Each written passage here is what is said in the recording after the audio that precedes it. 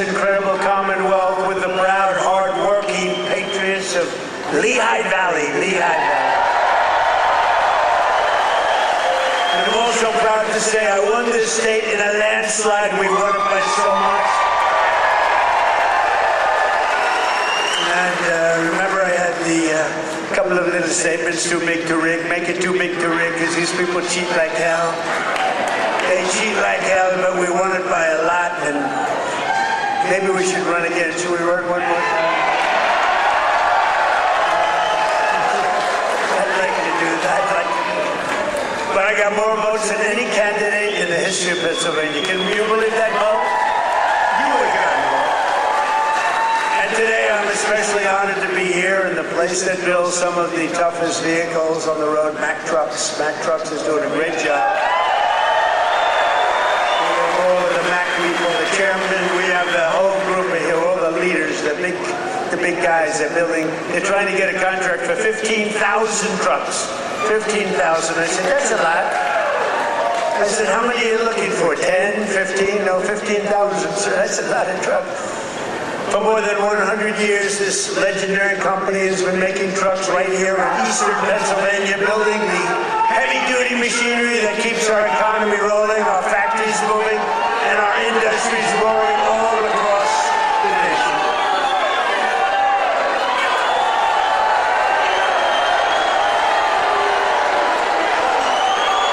And you are the men and women who put your pride and spirit into those beautiful words, stamped on every Mack truck that said, made in the USA. It's made in the USA. And I want to especially thank the president of Mack Trucks, Stephen Roy, who I just met, who's a great guy, a great patriot, very Republican too, which I like. He's a very strong Republican. Stephen, where are you, Stephen? Stephen. We got to get a certain very talented congressman reelected. You know that. We got to get him. Where are you? Where are you, Mr. Congressman? We got to get you back in. Thank you, and thank you, Stephen. But a very special thanks to every single worker at this fantastic factory. The job you're doing here is incredible. And I know you're applying for a big one, and we'll see how that goes. We'll have to call up some people and see if it's good. If your price is right. Is your price right, Stephen? I don't know. Maybe we'll get it down a little bit. We'll get it down. 15,000 trucks. That's a lot of trucks. But that's what this is all about. It's greatness. You built this country, and you are the ones who are making America great again. We're the hottest country in the world. For decades, the workers of this Commonwealth watched globalist politicians let other countries rip you off and close your factories, rob your jobs, take them away to foreign lands. And then I came along. We stopped it very quickly. Then we had a rigged election. But they were so stupid they kept everything going a little bit for us. And what we've done in the last year and a half, nobody's ever seen anything like it. They put America first, they put China first, they put illegal aliens first, and everybody else first, but we put you first by a lot. But at long last, you finally have a president who is putting workers first, putting Pennsylvania first, and putting America first. We're doing that, and we're doing that like nobody's ever seen before. And starting on my first day back in office, and this goes all the way back to 2016 too, but right from a year and a half ago, nobody's ever seen anything like this. We're the hottest country anywhere in the world by a lot. But I stood up to the trade cheaters and abusers and violators of the world like no president has ever stood up before. And now I'm standing up again because Iran cannot have a nuclear weapon, if that's okay. And we're doing quite well. I placed 50% tariffs on foreign copper, aluminum, and steel so they couldn't come in and steal your jobs. And sometimes even more than 100% tariffs. They weren't going to come in from foreign lands and steal your jobs. If they wanted to come in, they pay 100%, they pay 200%, they pay I don't care what it is. They're not going to steal your jobs, okay? And they stop.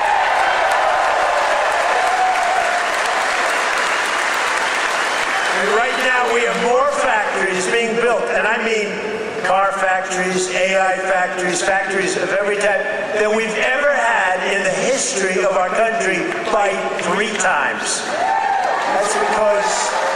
That's because they didn't want to pay the tariff. How don't you pay a tariff? You build your factory here and you hire American workers. It's quite simple, actually. But as you know, I placed a 25% tariff on foreign automobiles, and very importantly, I posed a 25% tariff on medium and heavy-duty trucks so that Mack Truck could do very well with this factory in Pennsylvania. But all American roads will be filled with American trucks very shortly. Very few people are able to compete with us anymore. They used to rip us off. It was like we were a bunch of babies. American labor worked with us too. I just met the head of your unions, and they've been terrific. They work with us and they're fair. They treated us good. Maybe we can negotiate a little bit tougher. Where the hell are the union guys? Those guys are great. They're great. There they are. I want to just say hello. We gotta make sure you vote for our congressman here. I'm not doing this for my help. Music. We even have music. Within a single year of taking office, I slashed trade deficit with China by the largest amount in the history of trade. And we, by the way, have the biggest trade deficit cut in the history of our country, 67%. Think of this. We had a trade deficit. We cut our trade deficit. If you're a president and you cut it by 1%, they say, oh, you're doing a great job. 2%, you're a genius. I cut it by 67%. That's why you have all of these factories being built. They'll soon be opening. They're already opening, but when those factories are opening, I don't know what you're going to do. You're going to negotiate very good salaries, that I can tell you, because they need you. In many ways, they need you more than you need them. American exports to the rest of the world are up by $150 billion. You hear that, Bo? It's not bad. You're going to wrestle a long way to make that. Bo is going to have to win a lot of tournaments to make that money. Think of it, $150 billion up. We never had that. We always have losses. We take in much more than we send out. Now we're up $150 billion, and that's nothing, because when all these factories are opening up, Mr. Senator, not that great one, what a great senator you have. Did you fight hard? David, did you fight hard? He was with me at, I think, every stop. I said, where the hell is David? He's right there, sir. And he's working hard, and he's a great guy, and he's working very hard for you. But a short time ago, we were a dead country. We were laughed at all over the world. We were a dead country. People were laughing. They were saying, what the hell happened to that country? The king of Saudi Arabia said it 2 years ago. I was over there. He said, you know, sir, 2 years ago you were a dead country, and now you're the hottest country anywhere in the world. It's true. And we're hotter now than we were then.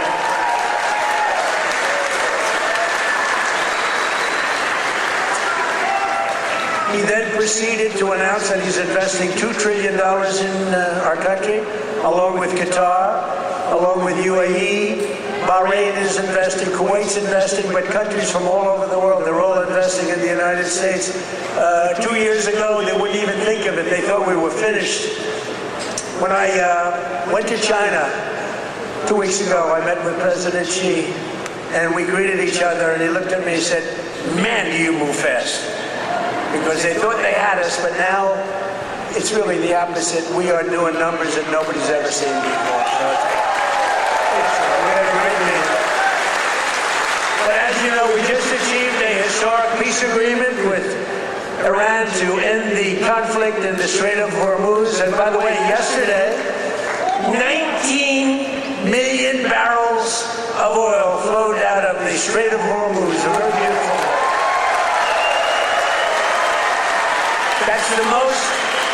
That's the most oil in the history of the Strait. It's never been any, you've never seen anything like that. It's called an oil gush, and most importantly, we are ensuring one thing very importantly, because this is why I did it. I did it for this reason, 99% for this. Iran will never have a nuclear weapon. And they've agreed to that. But remember, this wasn't easy. We had 47 years worth of presidents and other people, other countries too. We're not the only one that never did anything. They were the bully of the Middle East. And now we're leaving Iran with no Navy, no Air Force, no anti-aircraft, no missile capability, no nuclear program. We're leaving them without any nuclear capacity, and they've agreed to that.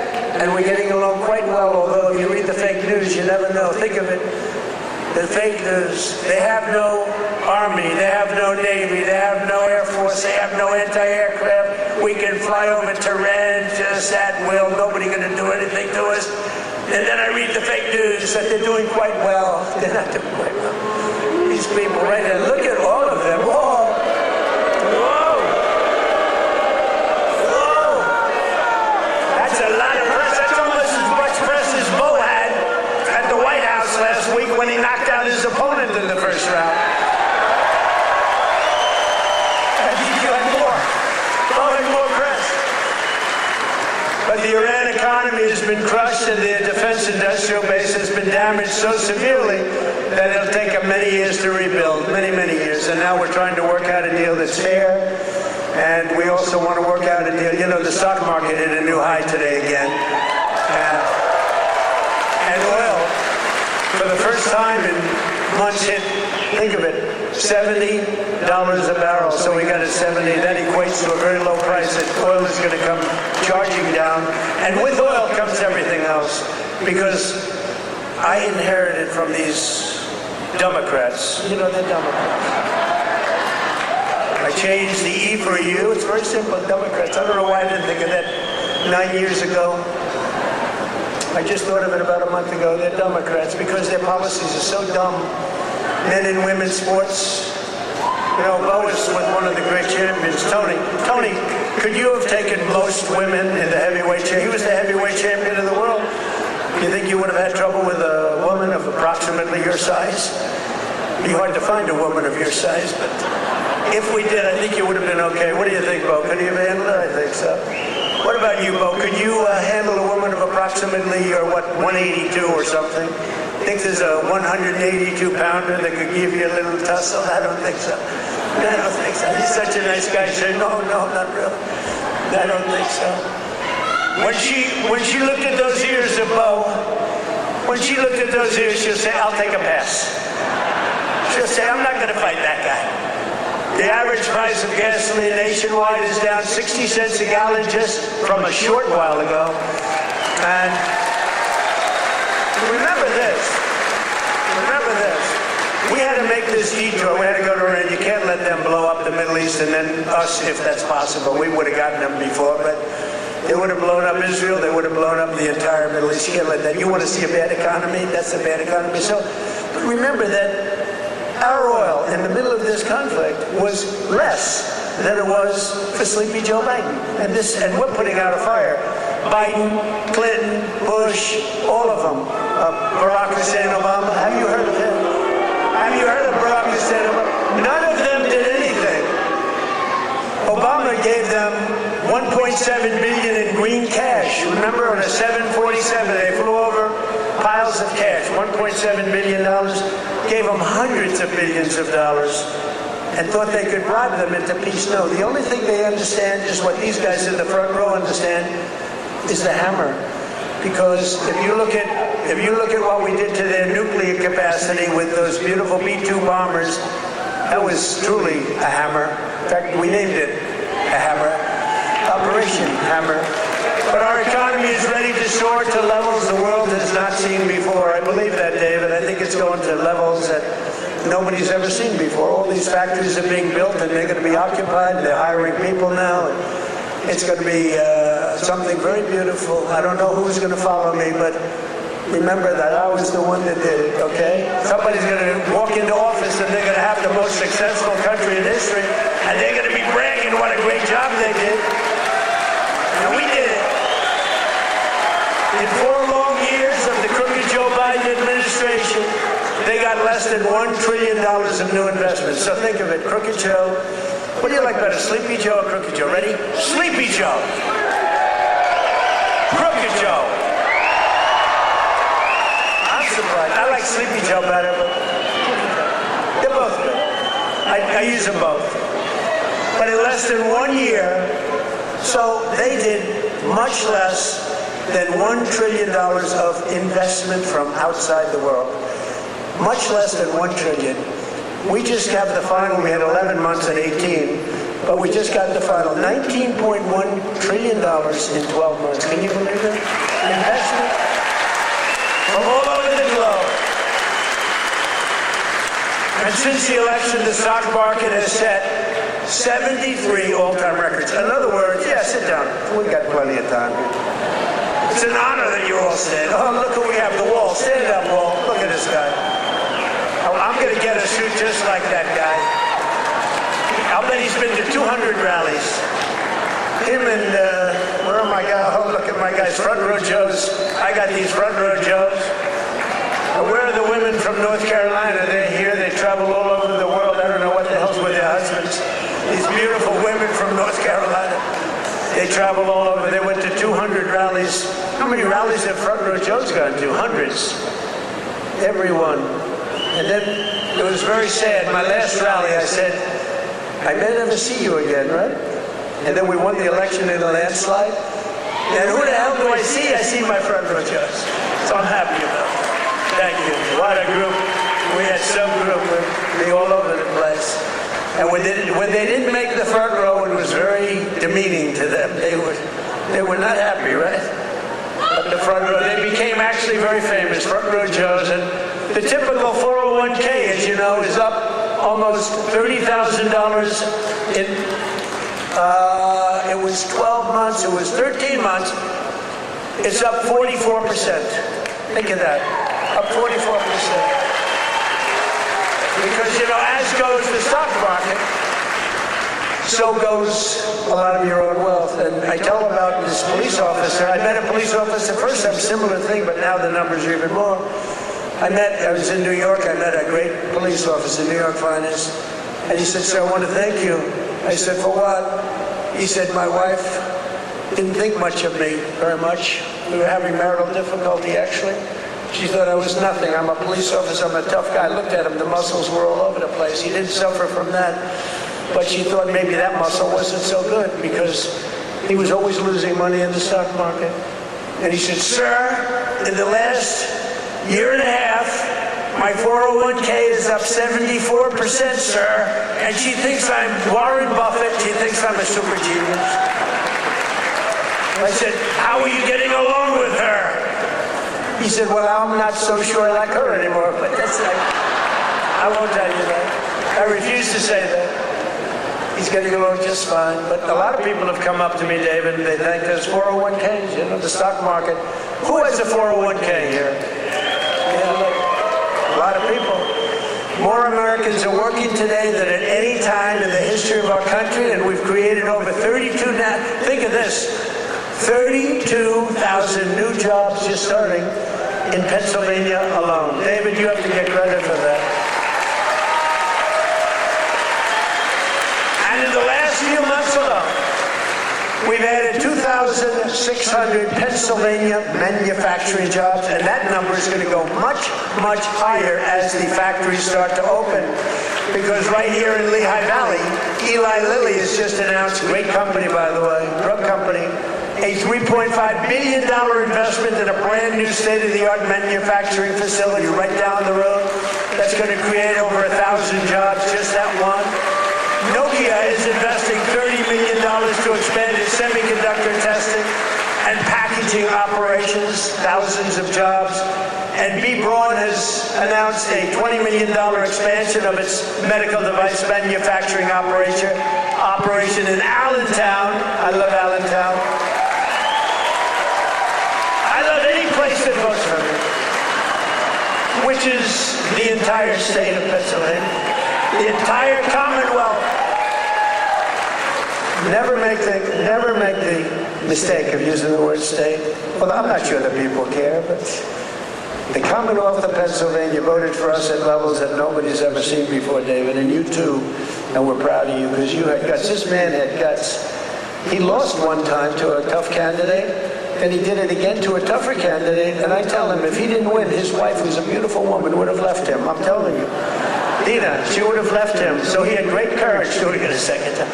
He was a very successful guy. He ran, stand up, David. She would have left. I was so worried because he's a friend of mine, and that was a tough race. You know, he was running against a guy 24 years, and his father was in for like 30 years.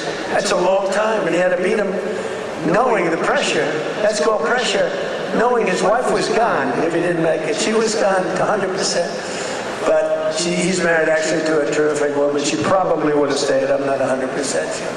And last year I saved a great American company, U.S. Steel, and we're keeping its headquarters in Pennsylvania where it belongs. And $17 billion has been invested by a great company in saving U.S. Steel. They were gone. I think they were closed up and they were ready to go. And now they're building factories like nobody's ever seen. They're expanding the operations and building a couple of brand new steel plants. They're up to over $17 billion, which is a lot more than they even told us. Because they've fallen in love with this Commonwealth. They've fallen in love with your whole area, the people. I think they've fallen in love with the people more than anything else is what they told me, because they've done more than they said they would. And thanks to our great Republican majorities in Congress last 4th of July, I proudly signed the largest tax cuts in American history. We gave you the biggest tax cuts in American history. Not bad. Not bad. We delivered no tax on tips, no tax on overtime, and no tax on Social Security for our great Pennsylvania seniors. No tax. And our tax cuts are projected to boost take-home pay for Pennsylvanians by an average of more than $10,000 a year per household. That alone should win us the midterms. We got to win the Musa. We got to win the midterms. Musa's another great guy. Stand up, Musa. Been with me forever. He was thinking about running for governor. I think he would have won, but he was thinking about running for governor. And they said, I want you to stay in Congress. I want you to stay. And we appreciate it. You've done a great job. But always remember, every single Democrat in Congress voted against our tax cuts. So think of it. All of those tax cuts and many more, they want to raise your taxes, not lower them. They voted against tax cuts. You know, all my life, I sort of been political in that I found it very interesting. I was a very successful real estate person, but I love watching politics. And my whole life I watched politicians say, we will cut your taxes, we will cut. I never heard these people say, we will raise your taxes. This country has gotten very strange politically, especially with all the communists that are up for election. You know, you have communists. These aren't socialists, these are communists. And they're all up. How about the guy in Maine? He's got the Nazi stickers. He's got the whole deal, and they're trying to say so for 8 years, 10 years, they said Trump is a Nazi. Now they can't say that anymore because they have a guy with a tattoo on his chest. It's unbelievable. But they voted against no tax on Social Security. They voted against no tax on tips. They voted against no tax on overtime, and if they got into office, you will have all of those taxes and all of that money that you're saving, including the big savings on Social Security. It's going to all be terminated. You're going to have to start paying it. They want to pay it. I don't know what's wrong with these people. They voted in favor of the estate tax or the death tax on your farms and your businesses. You know, farmers and small business people, they love their children. If they love them, it's great. Most of the people love them. Some can't stand. I know people that can't stand their kids. They're not going to leave them 10 cents. But if you love your child, you want to leave your farm, especially from these farmers, it's born in them somehow. They want to have their children on the farm. The children don't want to leave, but sometimes they're land rich and cash poor. You know, I've known that expression too. I've oftentimes been land rich and cash poor. It's not a good period of time. And you die and you have an estate and they tax you at 40, 50, 60%, and they end up losing their farm, losing their small business, and in many cases, you don't read about this, they commit suicide. They actually go out and commit suicide because they're forced off their farm by a bank. They have to go out and borrow money from a bank, and they're forced to go out, borrow the money. They're unable to pay the loan at the bank. Even if it's a nice bank, they give them a chance, they give them another chance, and then they ultimately foreclose, they lose everything, and in many cases, they commit suicide. And I said, we're not going to have that crap go on. So you have no estate tax to pay on your small farm, small business, on your farms, your businesses. And you can, if you love your children, you can leave your farm or your small business to your child, and they're not going to lose it. If you don't love your children, then don't listen to what I'm saying, because it doesn't matter. If you don't like them, don't leave them anything. The hell with them. They probably deserve it. But think of it, the Democrats voted against the border wall. The border wall gave us the safest border. We have the safest border now in the history of the country.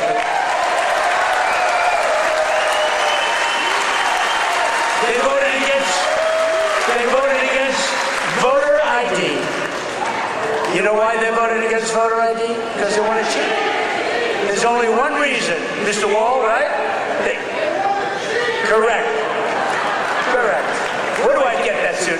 One day, I don't know if it's very presidential. I'm going to walk up in a suit with the design of the wall on it. I don't know. What do you think? I already have a very elegant wife, and she says, darling, please, don't dance. It's not presidential. I said, but the people love it when I dance. And she said, please, the men and women's sports, please don't do the weightlifting thing. And don't do the swimming thing. You know, the weightlifter where he goes up. The record stood for years and years. And this young lady, she's trying out for the Olympics, and she's going to do it. And the record stood for 19 years, and they put an eighth of an ounce on one side, an eighth of an ounce on the other. They have to understand, Melania, who's now a movie star, she got the #1. Can you believe she hit big with the ball? That's not good. There can only be one star in a family, please remember that. But they put a little eighth like a feather on one side, a little bit just to break the record. The parents are sitting right there where Big Bo is. He's a nasty guy, that punch he threw. Gotta be very nice to Bo. Gotta be very nice. Gotta make sure he's never angry at me. But she said her parents are right there in the front, and they're so proud. The father's not so proud because he knows she's not going to do it. Because she's a woman. That's a lot of weight. The mother, though, is screaming, darling, I love you. Do it. And she gets over the weights, and she stays there. And then she gets him, and she gets him. And the mother's screaming, darling, I love you, darling. And the father's looking, saying she has no chance. And she's like this, you see it? Drops him. And she's like devastated for the rest of her life. And then a guy comes along who transitioned. That's the term. I've gotten very good at that term. I used to take a lot of heat for my definition of the movement over. But he transitioned. He was a poor, very poor, bottom of the line, male weightlifter. But now he's a female weightlifter. And he looked at the amount. I think it was like 210 pounds or something like that. Well, that's a lot for a woman, but not that much for a man. You could do it with one hand. And he goes, looks down at the weight.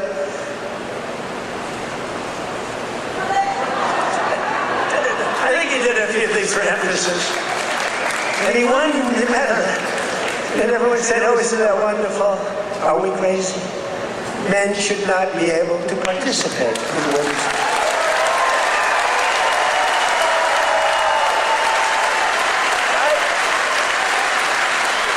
That's a 99%. You ever hear the fake news? They said, that's an 80-20 issue. No, it's not. It's 99-1. You know, I've been doing politics now for 10 years. Not that long, considering I've won 3 elections. You know, showing that. But we did great in the second one. It was a big deal. But pretty short. But with all of that, and all of the time I spent speaking to people, they say, sir, could you cut taxes on this? Could you get me a tax deduction on a car loan? I did that. By the way, I did that. If you borrow money to buy a car, you get it. All these things. They asked me for hundreds of things. Not once did anyone ever come up to me and say, sir, please, this is so vital. You have to be able to have men play in women's sports. Please, sir, could you pull that up? I've never had anyone ask me for that. So I say it's a 99-1 issue, not 80-20. The fake news back there, they say, oh, that's a tight issue. But I don't like talking about it because I want them to continue on with that. I want them to continue on with the, they're in favor of the mutilization of your child for transgender purposes, the mutilization of your child. And I would say politically it's a very good thing to run against a person that's in favor of that kind of stuff. So we let them, we don't bring it up during off political seasons, but we have a political season coming up, and they'll be doing all of that nonsense, and they're going to lose a lot of elections. And now if you look in New York, we have all communists running. They're all excited. They're going to win their primaries, but I can't imagine they can beat a normal Republican. So I think it's a good thing, Muser. What do you think? I think it's a good thing. Wouldn't you like to run against somebody like that? Well, Shapiro's not that much better, to be honest with you, but I would. They're all being forced. They're all being forced. A guy like Shapiro, he's going to be forced to the left. Otherwise, he's not going to get the nomination. But they voted against proof of citizenship. Think of it. We'd like to have proof of citizenship. You walk into the voting booth.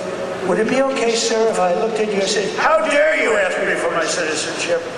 In California, if you ask that question to a voter, you are criminally liable. In other words, they can put you in jail. If you say, sir, do you have proof of citizenship?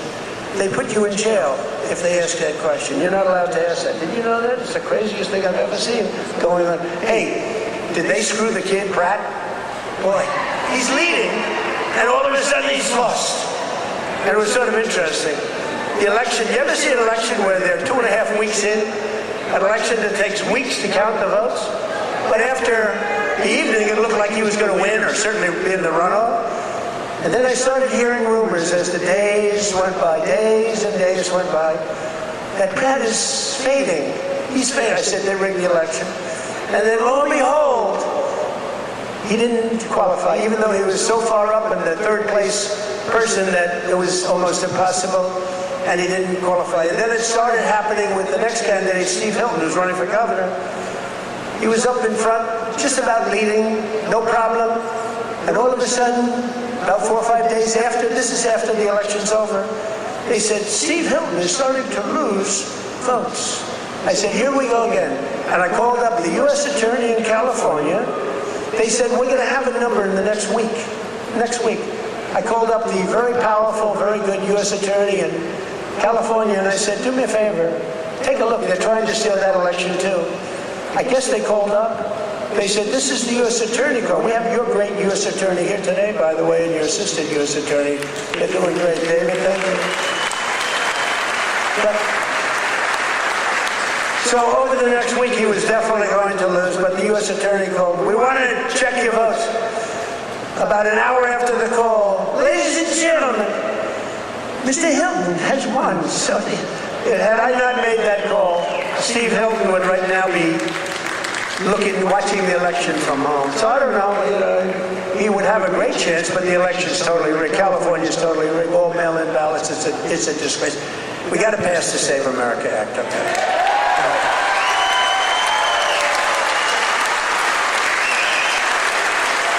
You got to pass Save America, you, me. Look at these guys, what love. A friend of mine is a very big real estate developer, but he's got a problem with speaking in front of crowds. He chokes, he chokes like a dog. He said, how do you do it? I say, it's easy, because there's so much love in the room. There's so much unbelievable love. It's easy. He's got this tremendous fear of speaking. He said, the guy's a major player. Most of you have heard of him. And he's a killer. He destroys people for a living. Financially, not physically. Physically, he can barely walk. He's a basket kid. But he's up here. He's very smart. And he destroys people. Very rich.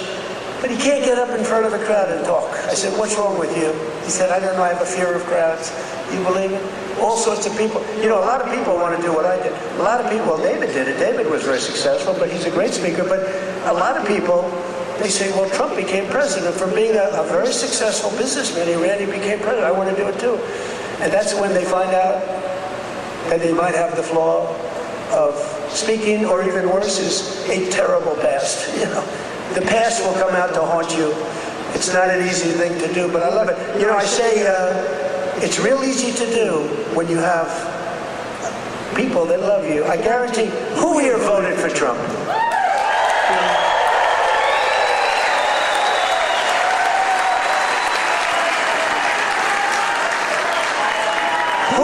Who didn't? What? This is dangerous, so don't raise your hand. Think you're going to be cute, because you might be a big problem. Then they'll blame me for causing problems. Who did not vote for Trump? Young man, he wants to be. He's a young man. He thinks he's being cute. As he gets pounded on. No, he just said, no, I did. I was the first. He said I'm the first elect. But the Democrats voted in favor of Iran having a nuclear weapon, and they voted against military spending, but I overrode that. Let me tell you, if the Democrats get in, your 15,000 trucks that Mr. Roy is looking to get are dead. They're not going to have 15,000, they're not going to have 15 trucks. They'll be back to the number I originally guessed, right? How many are you making, 15? 15,000 trucks will be down to nothing, zero. And they'll make you put electric on it, electric, so that when you're in the middle of a jungle someplace and you need a charge, where's my charging booth?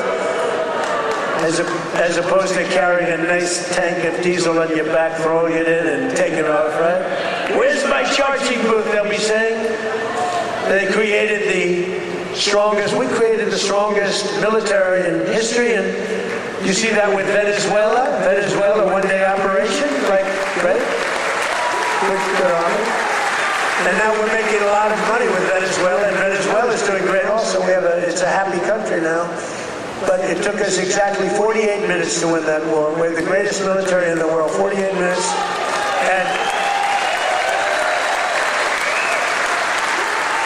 And we paid for the cost of the war, wait till you hear this, 28 times already.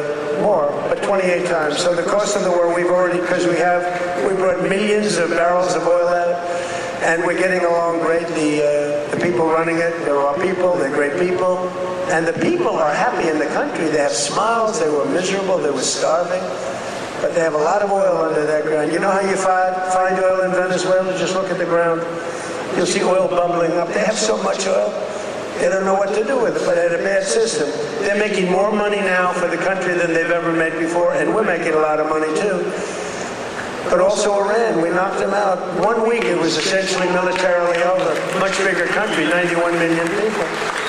And much different ideology. The ideology of the Muslims is slightly different than the ideology of the Catholics.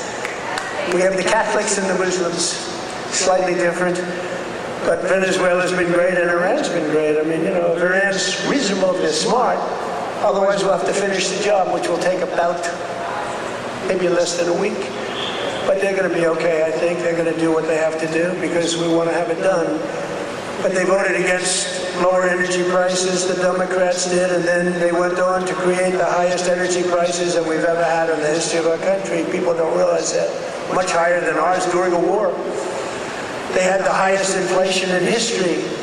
The highest inflation in history, they say 48 years, but that's sort of history as far as I'm concerned. And they were absolutely terrible on affordability. Remember, I got here, my first day, the fake news is screaming at me, what about affordability? I'm only here 1 day. Remember, eggs were up about 5 times higher than they ever were?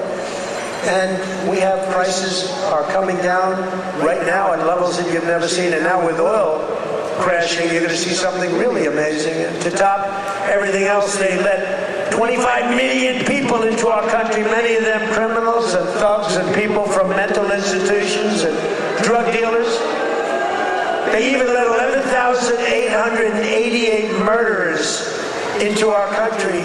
Murders, 11,888, more than 50% of which have killed more than one person. And I've gotten the worst of them out, and we've gotten them out, Tom Homan and our whole group of people.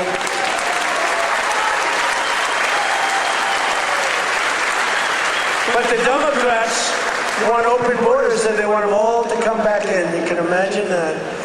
The people of this Commonwealth will never let that happen again. What they allowed to happen to our country, we can never allow to happen again. As an example, the war with Russia and Ukraine would have never, ever started with our president. We can never let elections get rigged again. But we're pleased to be joined today by one of those Pennsylvanians who's benefiting from the historic tax cut, Sergeant Sam Elias, with the Bethlehem Police Department. Is a great guy.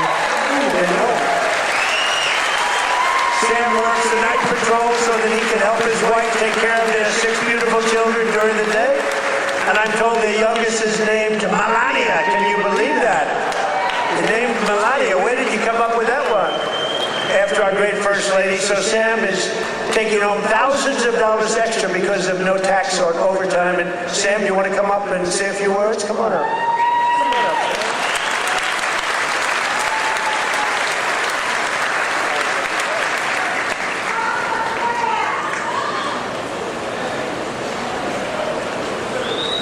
Thank you. Good afternoon, everyone. I'd like to express my appreciation to President Trump, Congressman Ryan McKenzie, and the entire White House administration. As a father of 6 children in a single-income household, I can tell you the Working Families Tax Cuts is a policy that helps my family. Hard work should pay off, not get punished with higher taxes. No tax on overtime, no tax on tips means more money in the pockets of working Americans. For my family, these savings have translated to what was once a day trip to the park, is now an overnight stay at the Jersey Shore. Bigger tax returns have allowed Americans to create new family memories and save for future projects. As the President said, I also work night shift as a police sergeant in the fine city of Bethlehem.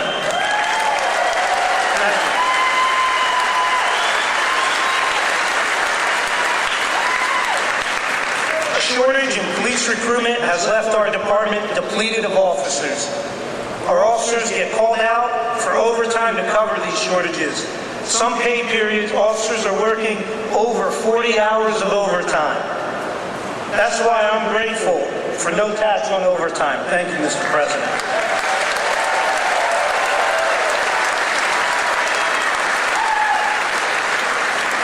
I'm also thankful for the support President Trump and Congressman McKenzie have shown for law enforcement. You understand that communities thrive when we invest in public safety. Congressman McKenzie has stood strong with public safety and working families. And that's why he's been endorsed by the brothers and sisters of Bethlehem FOP Star Lot 20.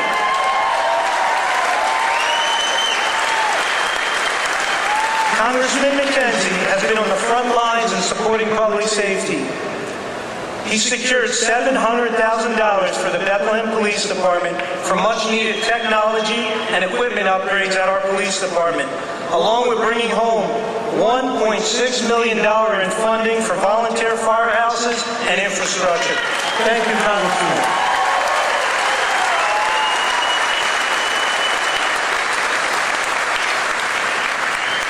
I'm a very grateful American, a son to Lebanese immigrants who came to the United States 50 years ago in pursuit of the American dream. My 80-year-old father is here with me today.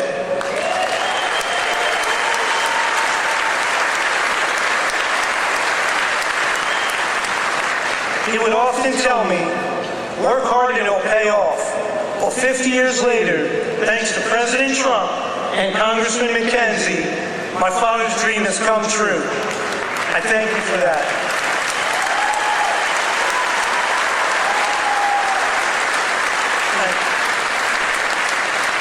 Additionally, thank you to President Trump and your entire administration. After more than 50 years, the Lebanese people finally have an American ally who advocates for a sovereign and independent Lebanon, governed by the Lebanese people. Thank you for that. Mr. President, you have the support of almost 20 million Lebanese people worldwide.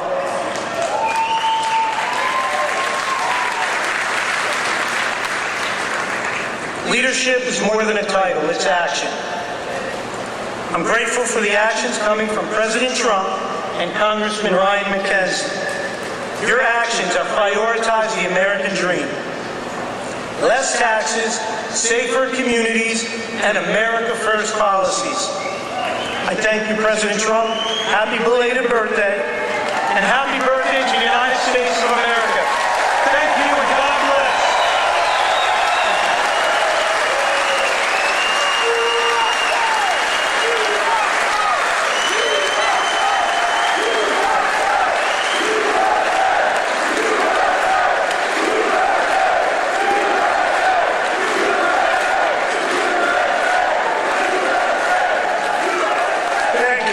I looked at all these pages. I said, oh, we're in trouble. But you know what? That was good. That was a good job. I was a little worried when I saw the pages at the page. Very good. Great job. Sam, where's your father? Hello, Bob. How are you? Got a good boy. Got a good boy. Yeah. Taking care of your people. So our administration is also delivering one historic win after another for another group that works a lot of overtime, and that's our great auto workers. We have a lot of auto workers in here today. Just as I promised, the UAW workers, and we did great with them. You know, Republicans, I don't know, for whatever reason, they don't do like I do. But in the campaign, I ended Biden's insane electric vehicle mandate, that crazy mandate, which meant that in a short while all cars had to be all electric, and many of them would be built in China and others in foreign countries all over the world. That's what was going to happen, and I stopped that. I ended it in my first week in office. I ran on it. And you know what? If you like electric cars, I think that's great. I wouldn't say Elon was thrilled with what I did, but he understood that. But if you like electric cars, I think it's great, but you have to have the right to buy a regular, we have more gasoline than any country anywhere in the world. If you want to have gas, if you want to have a hybrid, you can have whatever the hell you want, including electric. But I terminated Biden's disastrous fuel emission standards that would have crushed Mack Truck. Mr. Roy, your company would be crushed if I didn't do that. You wouldn't be bidding on anything, neither would anybody else. It was the most insane environmental regulations ever conceived of by man. It was totally unreasonable and ridiculous.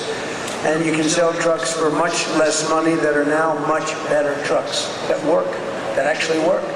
And we made interest on auto loans, fully tax deductible, but only if you buy a car that is made in the USA. Otherwise, we're not interested.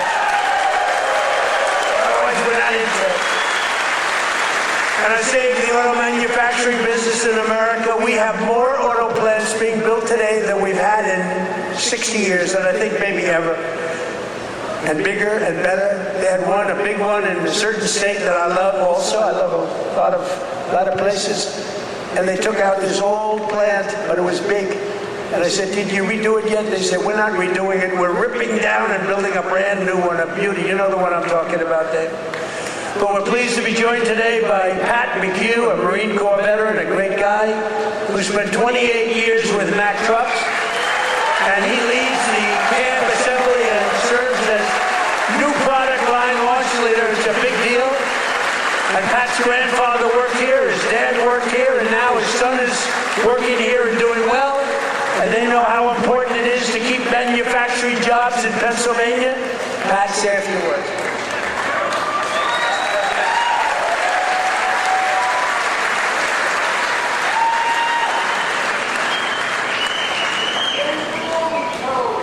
Wow. Good afternoon, Mr. President. It is a profound honor and privilege to have you here with us today to help celebrate the upcoming 250th birthday of our America.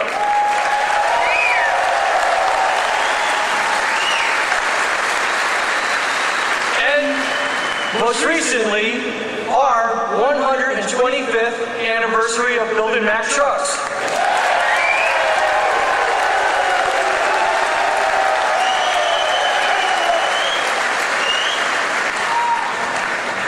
My name is Patrick McHugh Jr., and I am a proud Marine Corps veteran.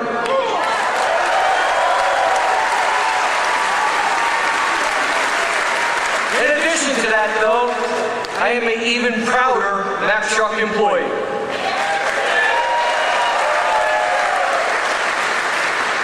Standing here with me today is my father and my son, both Mack Truck workers. Together, they have a combined 78 years working experience building the greatest trucks on earth.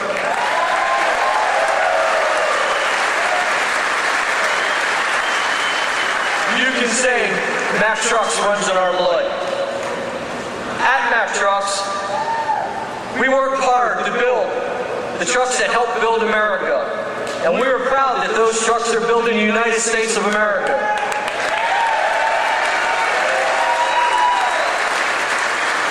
Along with our UAW colleagues, we're open for business and we're producing the best quality trucks we ever have. On behalf of our entire team, we warmly welcome you to our plant, Mr. President, home of the finest trucks in America, built by the most skilled and dedicated workforce in the trucking industry.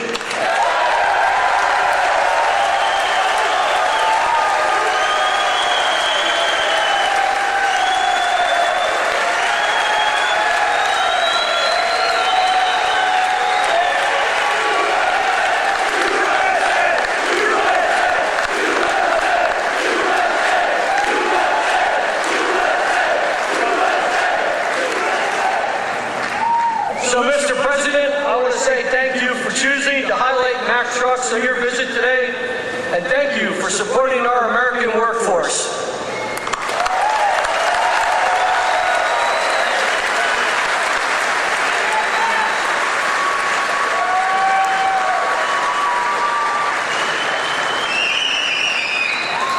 Thank you, Pat. That's a good family. That's a great family. You're proud of your company. I want to also thank two people, very special people, because I know them and I know what they do, and it's not easy, but they've done a great job. David Durgan and Timothy Herzog of the UAW committee. Where are you guys? Thank you.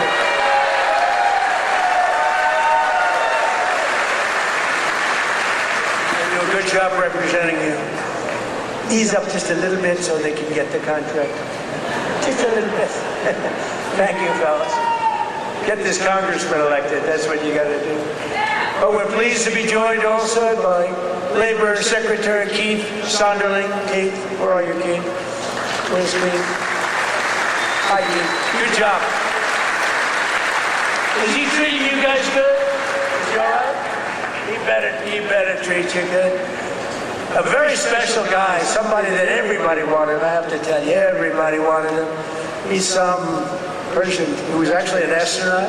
He went out, he made a lot of money because he's smart, and he's now the NASA administrator. You saw that rocket 2 months ago up and go around the moon in record levels, the furthest any ship has ever flown, and come back, and he's working very heavily on the moon, but what he's done with NASA is amazing. And he's a very special person and a brilliant one, Jared Isaacman. Jared, thank you.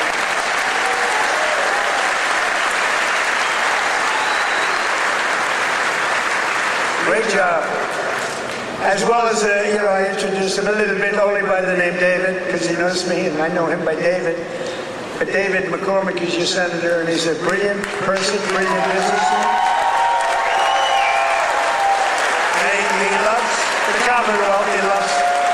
He loves Pennsylvania, and this is where he wanted to be. And he had a rough fight. This is a rough beating, like 24 years, and a father for 24 years. And I don't know. I said, I don't know. You sure you know what you're doing, David? But you won, and you won easily. And I'll tell you what, you have a great senator, one of the best in the country. So I just want to thank you very much.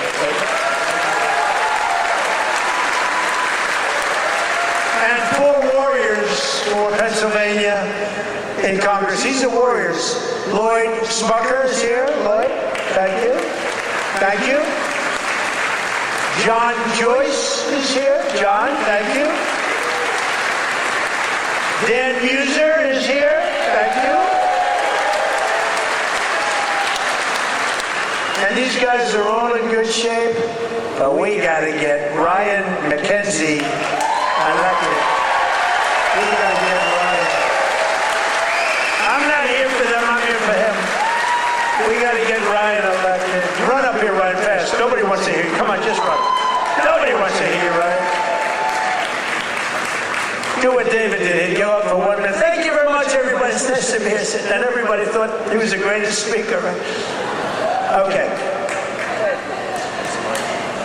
Well, Mr. President, I can't thank you enough for coming here to the Lehigh Valley, highlighting the great men and women of Mack Trucks, doing all the work that you do in Washington, D.C. for our veterans, our first responders, and everybody across this country to continue to maintain America as the greatest country in the world. You are the president that is fighting for all Americans. Thank you for being here today.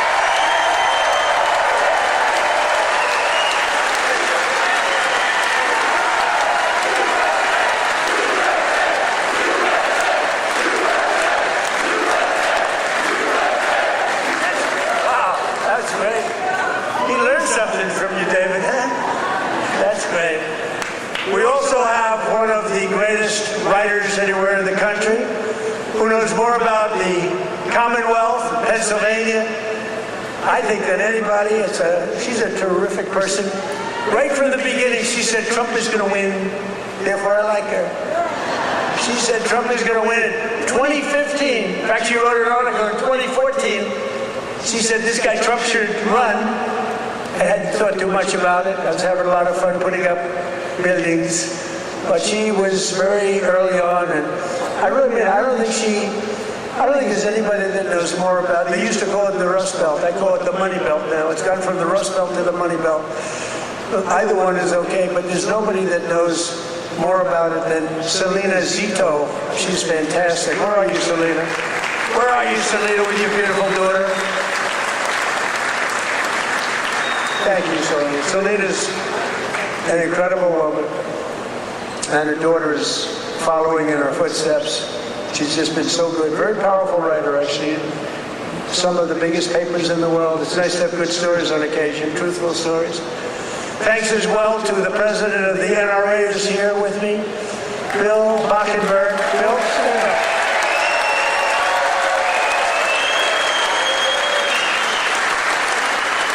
And they always give me their endorsement because I saved the Second Amendment, and you think it's easy. On occasion, it was not easy, right, Bill? But we did it. We did it with your help. And we're doing a couple of other things, working with you and your people. But I think you've done a fantastic job. The NRA, everybody, they really have been. They've been with me right from the beginning. And Bill asked me would I support the national right to carry legislation. How do you feel about national right to carry?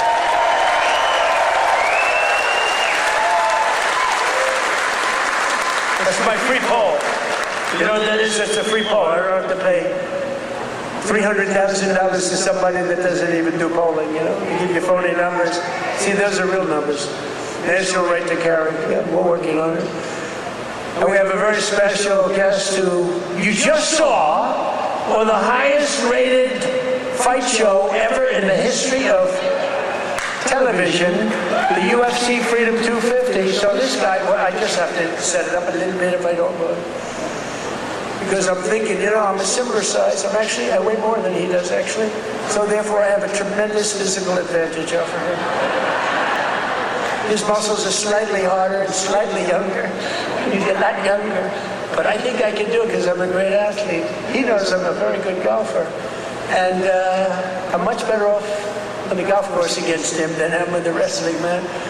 But he went virtually undefeated. I mean, he went 4 years. He was the top wrestler. His friend, Tony, who's another champion, I'll introduce you to, Tony. But these two guys were on the Penn State team, and Bo Nickel, but, I mean, you couldn't defeat the guy. And then, he had every battle. I guess he was a 3 or 4 time All-American. But then he turned pro and he went to the UFC. Did you find them tougher? What? Yes, a little different. You know, a little different. But he's won just about everything. But he had a big fight last week with a lot of pressure, with the White House in the background. And he's a guy that I like. I met him a while ago. I looked at the years. I said, man, this guy's a fighter. You can tell a lot by the years. And he told me, no, he doesn't mind the years. He likes them. It's almost a symbol. For great fighters, it's a symbol. That's why I'm worried about you, Tony. You have pretty normal years. But I got to know Bo a little bit, and I got to root for him. And I almost felt like his father up there. His father's great, but I felt like his father, so I was nervous for the fight. And he was fighting somebody that Dana White, the great Dana White, is a phenomenal guy. He said, Bo's got a tough one tonight. I said, why? Why do you do that to him? Because if you lose at this night, it was the biggest audience they've ever had, by far. The whole world watched it. The people at the White House, we had 5,000 seats around the cage we built, and we had 100,000, more than 100,000 people in the park right next door. We had the largest television audience they've ever had, by far.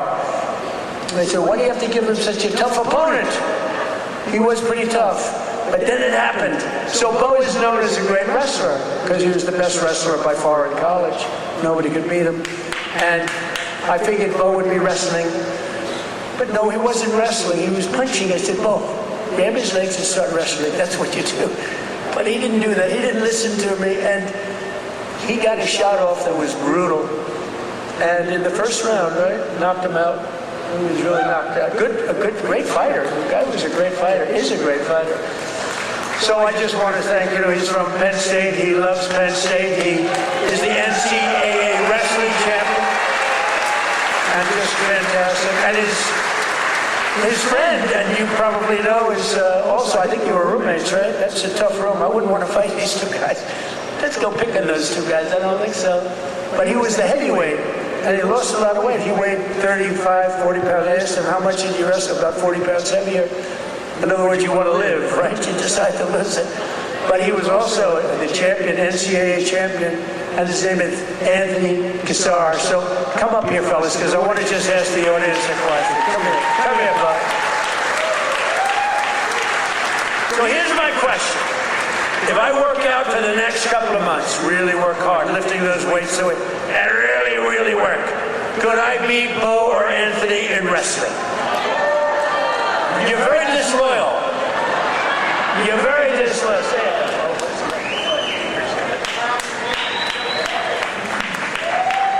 Wow, what an honor to be here. I think walking up here I was almost as nervous as the fight, but it feels like a fight.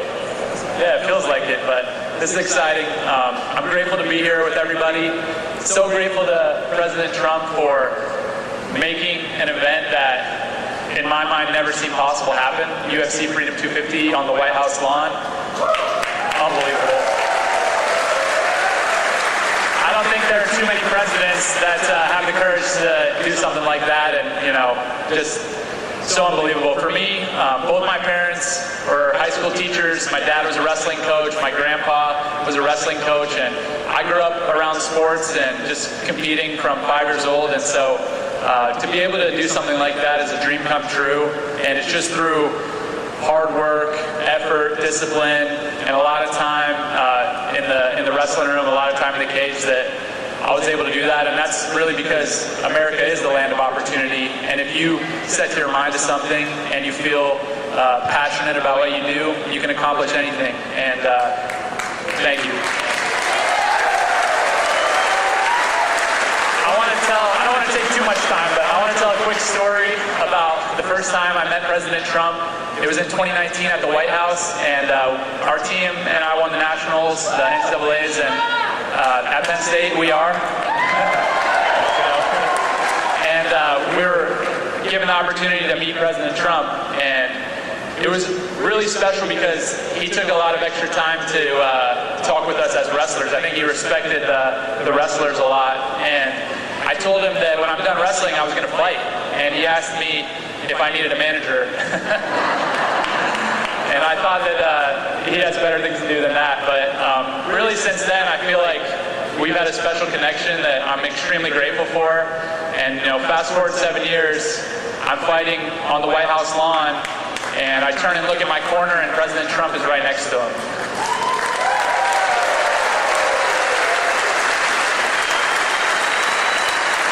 So it really felt to me like he was in my corner. I know that was something that was just so special, and I feel like just incredibly grateful. And overall, the whole week of the experience, everything, the word that kept coming to mind and the emotion that I kept feeling was gratitude. And I'm grateful for President Trump, grateful for all my friends and family and supporters, and I'm grateful to be an American, and it's the best country on earth, and God bless you all.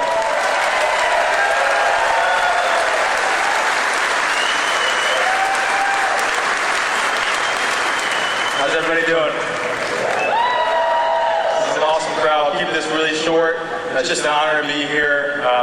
But when I've been roommates since our freshman year at Penn State, and I never could imagine this, but it's an honor to support Mr. President, this great nation, and the American workers that build the foundation of the United States of America. So as a small business owner, real estate investor, I just want to thank President Trump for the big, beautiful bill, all he's done for small business owners. And most importantly, I pray that God will continue to bless him and guide him to lead this great nation, and God bless all of us. Thank you.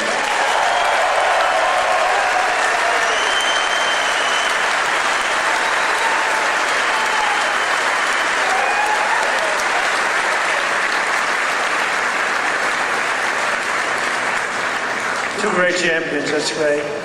It's good to have them here too.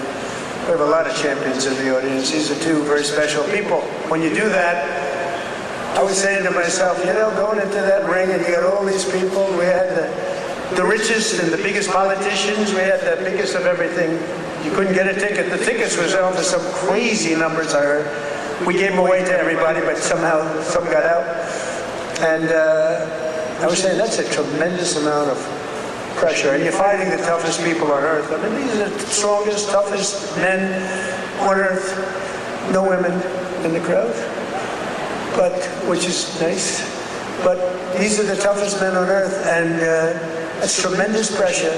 And you know, the muscles, you got the muscles, you guys, you got the big strong muscles, but you got this muscle too, because it takes much more than just the normal muscle to win those matches. I mean, the strategy and the genius that goes in. It is a genius. A lot of people wouldn't understand that. But there's a genius. There's a genius in sports. But there's a great amount of courage and power that you have that a lot of other people don't have. So congratulations. Really, great job. Great job. Good to have you here. In everything we do, we're once again fighting for the people of Pennsylvania, and that includes our amazing Pennsylvania oil and gas workers. And I ended last administration's war on Pennsylvania energy, and I signed an order to drill, baby, drill. That's what we did. And you helped. The United States is now the #1 producer of oil and gas on earth, larger than Russia and Saudi Arabia combined by a lot. Look at that. Who would have thought that? We were in 4th place. Now we're larger than, and that doesn't include Venezuela. Include Venezuela once, because it's essentially should be included. I also ended the war on clean, beautiful Pennsylvania coal. In fact, in my administration, you're not, because you know coal was dead. China uses it, other countries, very successful countries use it. The unsuccessful countries use wind, and those beautiful windmills that go round and round and don't do anything except cost you money. Every time it goes around, you lose $10. You're supposed to make money with energy, not lose money. No, wind is every country that's using wind is a disaster. Every country that's using our beautiful substances from underground are doing very nicely, thank you. But in my administration, you're not allowed to say the word coal without preceding that word with the words clean, beautiful. So you say clean, beautiful coal. And I have Secretary of the Interior, Doug Burgum, who's fantastic, and Chris Wright. And they made a speech about coal, and they mentioned coal like 50 times in the speech. It's all about coal. And they kept saying, clean, beautiful coal, clean, beautiful coal. I said, no, it's enough. It's enough. But we're not allowed to use the word coal without saying, because what they can do with coal today is amazing. It is clean, it is beautiful, they can clean it. And it's a very powerful form of energy. And if you look at China, they're building 57 coal plants, big monster plants all over their country. And then we're not supposed to do that? No, we're doing that. Clean, beautiful coal. We've invested over $1 billion to save dozens of coal mines. We've saved them. They were ready to close, and some had closed. and more than 100 coal power plants, including the Keystone and the Conemaugh generating stations right here in Pennsylvania, as you know, are really moving now and employing a lot of people. They were all getting ready to close up. They were essentially closed. We're working hard to lower the cost for all consumers, and we want powerful energy. Under my administration, the most favored nation agreements on drug prices that we just did are delivering the largest prescription drug price cuts in history, with numbers like 400, 500, and even a 600% reduction from where it was. Think of that. That alone should win us the midterm. And the fake news back there refuses to talk about it because they know how good it is, because they can't produce it. They've been trying to do it for years. Favored nation. We paid the highest drug price in the world by far. As an example, for the fat drug, which Bo and Tony don't need to take, but a lot of people are taking. Who takes the fat drug? So in New York, think of it, it was costing a fortune. Many, many times it was costing $1,300, and in London it was $87. And a friend of mine who's extremely fat, sloppy, but very brilliant. He's a brilliant businessman, but he's a slob, there's no question about it. Very neurotic person, which you need sometimes to be successful. But he called me up, he used to call me Donnie. Donnie! Now he calls me Mr. President. That's a sign of great respect. But he said, President, I just came over here and I bought, I won't say it was Epic or whatever the hell it was, but I bought the fat truck. I said, I didn't know you used it because it's not working. And I use him as, he's begging me not to use his name, so I won't, but he's a very successful guy. He's actually a pretty well-known guy, brilliant business guy, worth a lot of money. And he checked, he just, he said, well, how come in London I just sent out and I'm paying $87, and in New York I'm paying $1,300? I said, because that's the way the prices are rigged. And it's rigged, the whole world is rigged against us. And I said, but you know what? You brought it out better than anybody could bring it out, because I've been looking at it. They all said it was impossible to do. And I went to the drug companies. I said, well, it's not going to be any more. You're going to raise their price a little bit. You're going to lower ours a lot, because the world is bigger than us. So it really worked that way. And they said, well, we'll do it. They were very unhappy, but they knew I wouldn't get it from the countries, because you had to get it from the countries. Then I went to France. I said to a very nice man named Emmanuel Macron, I said, Emmanuel, you got to raise your prices on drugs. Of course I would not do that. Why would I do that? Because it's unfair. We're paying 10 times more than you, and you're going to have to raise them a little bit, and we're going to drop ours a lot. He said, no, I will not do that. I said, yes, you will. He said, I will not do that. I said, yes, you will. We're putting a 100% tariff on all wines and champagnes coming into the United States. He said, yes, I will do that. Okay. And I had the same conversation with Germany, with every country, with UK. Every single one of them within 5 minutes agreed to do it. Nobody could believe it. And they agreed to raise their price, and we have gotten the biggest price reductions in the history of drugs, medical. Nobody's ever seen anything like it. So instead of paying $1,300, you'll be paying about $175. Nobody's ever done that before. And this is on many, many drugs. A pill that sells for $10 in London and selling for $150 in Texas, any place, it's all the same in the United States. They basically discriminated. So now instead of $10, it goes to $20, because again, the world is a big place. And we would bring ours down to 20, from like 150 down to 20. This is the kind of price reductions you're getting. Go to Trump.com, by the way. And I didn't name it. That was Bobby Kennedy that did it with Dr. Oz. Everyone thinks I named it. I did not name it, but that site is through the roof. And these are the biggest price reductions in the history of our country for anything having to do with drugs, prescription medicine. So that alone should win the midterms. And there's a real chance that they would end it, because they're totally controlled by these foreign countries, the Democrats. So starting next week, weight loss drugs will be available for just $50. Think of that. For seniors who previously had to pay $1,200, $1,300, $1,400, couldn't pay it. Think of that. Now, they don't want to write, look, they turn the cameras off when I talk about it because they don't want good stuff for us, because they don't want us to win elections. And why, I don't know. Why they want to have people pouring into our country, why they want to have high taxes, why they want to have all of these problems that took place over the last 4 years in the last administration, one of the worst administrations in history. But the other ones wouldn't be much better because they have all of these crazy policies. They've gone communist. But just over 1 year ago, we inherited the worst border in history, but I quickly turned it into the most secure border in the history of our country by far. Almost nobody's ever going to get in. And in the past 13 months, and this is a chart kept by generally Democrat people, in the past 13 months, 0 illegal aliens have been admitted into the United States.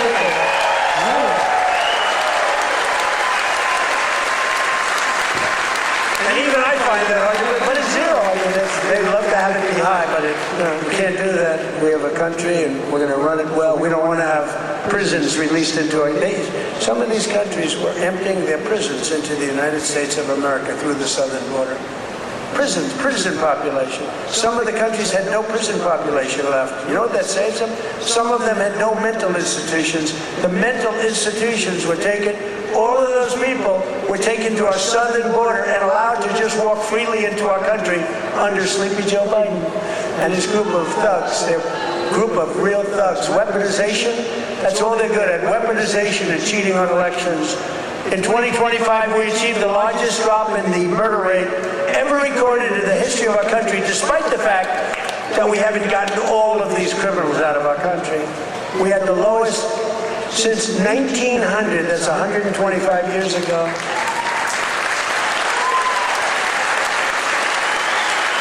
And we cut the flow of fentanyl across our border by 56%. That's a big number. And we cut the flow of illegal drugs coming in by water, coming in by ocean or sea. We cut it by 97%.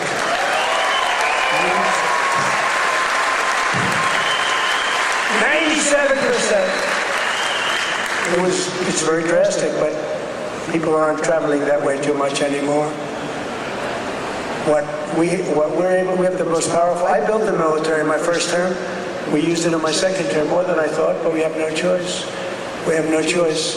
But think of it, we cut fentanyl. For years they've been interdicting. They've been grabbing boats, bringing them in, putting them in court. They go out by the same night, they're back sending drugs by the ocean, by the Gulf, by the sea. And now it's down 97%. And we're looking for the 3% because I think those 3% are more brave than Ro Nickel was any day. The 3% of the people that are willing to get into a boat to deliver drugs now, they are the bravest people perhaps anywhere in the world. But it won't happen long, but what we've done is amazing. Our military, we have the greatest military in the world. We have the greatest law enforcement in the world.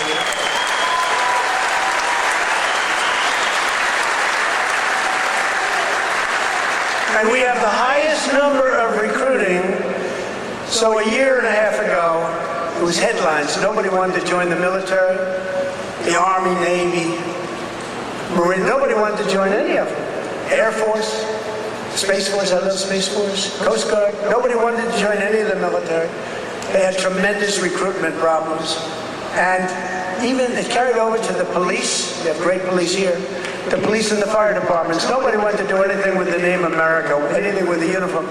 And today, we have the highest recruitment, the most successful recruitment. Every single slot is filled. And that includes, they want to be policemen, and they want to be firemen and women. So we went from the least successful in our history, David, to the most successful in the history in terms of recruitment. It was very embarrassing. A year and a half ago, 2 years ago, and it all happened from November 5th. That's when we won the election. From November 5th on, everybody wants to be a soldier. Everybody wants to be in the Army, the Navy, the Marine. They want to fly the jets in the Air Force. The Coast Guard is hot. Everything's hot. And of course, Air Force. You know, I started Air Force. That was a part of the Air Force. The Space Force was part of the Air Force. I said, no, it's got to be separate, got to do its own thing, and it's become. So we were in third place 4 or 5 years ago, and I put it in. We were losing to China and to Russia, and now we're totally ahead of both of them, like at numbers that they can't believe. Space Force could end up being one of your most important. To stop the massive theft of taxpayer dollars, including millions of illegals, we've launched the war on fraud led by our great Vice President, J.D. Vance. Great job. Smart guy. We ended Medicaid for illegal immigrants, and we redirected $50 billion to make the largest investment in rural health in the history of our country, hospitals and everything else in the rural areas. And with the help of our Republican majorities in Congress, we will defend our jobs, our factories, our safety, and we will defend our borders like never before. We will crush violent crime, impose harsh new penalties on dangerous repeat offenders that shouldn't be in our country, crack down on Marxist prosecutors and judges, and we will immediately end the most dangerous thing that's ever been put into our country from the standpoint of law enforcement. Is called no cash bail. You kill someone, you go to the judge, they let you out, then you kill somebody in the afternoon. It's crazy. That was the beginning of crime. We will pass the great health care plan to stop all payments to big insurance companies and give the money directly to the people so they can buy their own health care, which will be much better care at a much lower cost. And we will pass the Save America Act to protect our sacred American elections.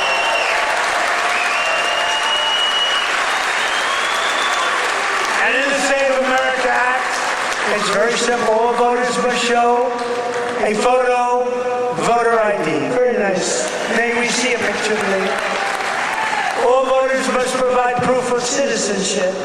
And there will be no mail-in ballots except for illness, disability, military deployment, or travel.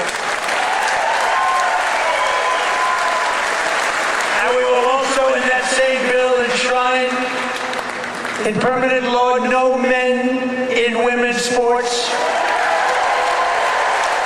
and no transgender surgery for our children.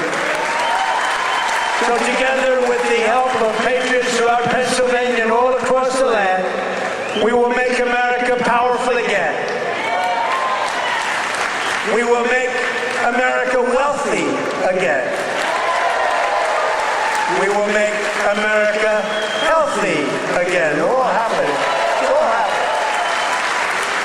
We will make America strong.